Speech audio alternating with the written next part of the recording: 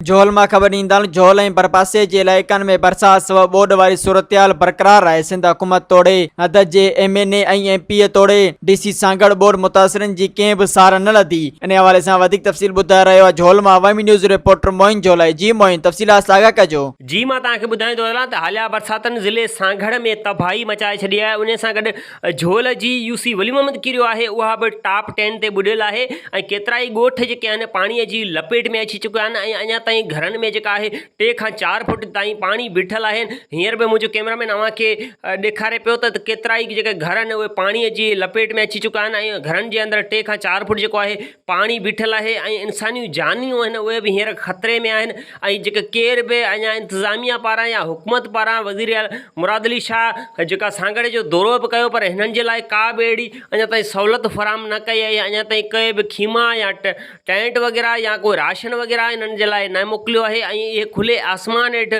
पंहिंजी जेका आहे बचनि खे वठी रोड ऐं जेके शाहनि जा बंद आहिनि उन्हनि ते वेठल आहिनि ऐं हिननि जे लाइ का बि अहिड़ा उपाय जेका आहे हुकूमत पारां न वरिता विया आहिनि। अञा ताईं जेका आहे हिननि जी हुकूमत कंहिं बि सार न लधी आहे ऐं जेके आहिनि खुले आसमान हेठि पंहिंजी ज़िंदगी गुज़ारनि पिया ऐं हिननि वटि हींअर खाइण जे लाइ का शइ न आहे बची ऐं पंहिंजा जेके घर आहिनि उहे बि डही तबाह थी चुका आहिनि ऐं घरनि में 3 खां 4 फुट ताईं पाणी बीठल आहे। जेके बारिश आहे उहा हफ़्ते खां हींअर ताईं बि जेका जारी आहे केर बि हिननि वटि अञा ताईं चूंडियल नुमाइंदो MP MNA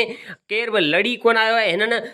साज़िया तां मरी ऐं ॼाम साहिब खां हिननि घुर कई आहे त असां जीअं UC वली मोहम्मद कीरियो में अची